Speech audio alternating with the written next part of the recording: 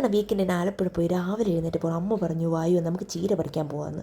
പോകുന്ന മാമൻ്റെ ലൂസിമയും കണ്ട് അവളോടൊരു ഹായും പറഞ്ഞതിന് ശേഷം നേരെ ചാമ്പയ്ക്കമൂട്ടിലേക്ക്. ആഹാ, നിറച്ച് ചാമ്പയ്ക്ക, കുറച്ച് പിച്ചി ബാക്കി വവ്വാലെ കൊണ്ടുപോയെന്നൊക്കെ ഓർത്ത് സങ്കടപ്പെട്ട് നേരെ പോയി നമ്മുടെ മാമൻ്റെ നാടൻ ചീരയിലേക്ക്. ഓ അടിപൊളി, നല്ല ഫ്രഷ് ചീര കേട്ടോ, നമ്മുടെ തണ്ടോടെ പറിച്ചു ഉച്ചത്തേക്ക് കറി വെക്കാൻ.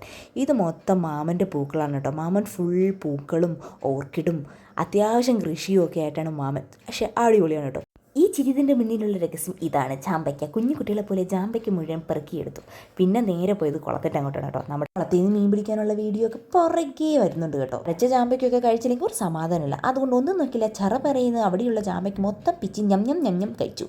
അതിനുശേഷം അമ്മ പറഞ്ഞു വായു നമുക്കൊരു കടുമാങ്ങ ഇടാന്ന്. അങ്ങനെ മാങ്ങ പൊട്ടിച്ച് കടുമാങ്ങയ്ക്കുള്ള സെറ്റ് ചെയ്തപ്പോഴത്തേനാണ് താഴെ 2 അതിഥികൾ വന്നതായി. പിന്നെ ഒന്നും നോക്കില്ല, താഴേക്ക് പോയി. ഇതാണ് എൻ്റെ ഒന്നാമത്തെ ശത്രു. അപ്പുറത്തിരിക്കുന്ന ആളാണ് രണ്ടാമത്തെ ശത്രു. ഈ ഭാര്യയും ഭർത്താവുമാണ്.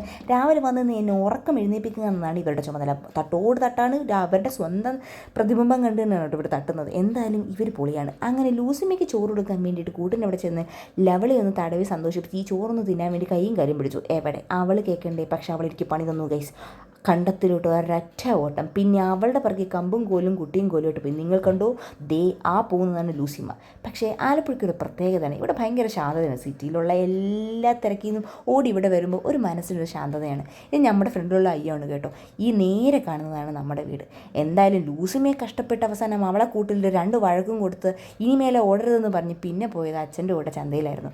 തിരുവനന്തപുരത്തേക്ക് കൊണ്ടുപോകാൻ വേണ്ടിയിട്ട് മീൻ വാങ്ങിത്തരാൻ വായോ, തിരുവനന്തപുരത്തേക്ക് പാഴ്സൽ ചെയ്ത് വിടാനുള്ളതല്ലേ, ഇവിടെ നല്ല ഫ്രഷ് മീൻ കിട്ടുമെന്നും പറഞ്ഞു അങ്ങനെ അവിടെ നിന്ന് ചന്തയിൽ നിന്ന് കുറച്ച് മീനും വാങ്ങിച്ച് നേരെ വീട്ടിലേക്ക്. അടിപൊളിയാണ്.